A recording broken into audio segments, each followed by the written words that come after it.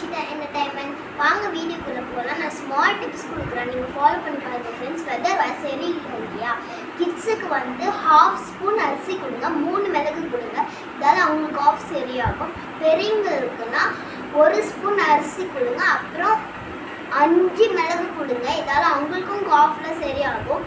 10 நிமிஷத்துக்கு அது hot water குடிங்க, இதால் உங்களுக்கும் காஃப் சரியாகும். உங்களுக்கு இந்த வீடியோ பிடிச்சிருந்தீங்கன்னா லைக் பண்ணுங்கள், ஷேர் பண்ணுங்கள், மறக்காமல் சப்ஸ்கிரைப் பண்ணுங்கள். பாய்.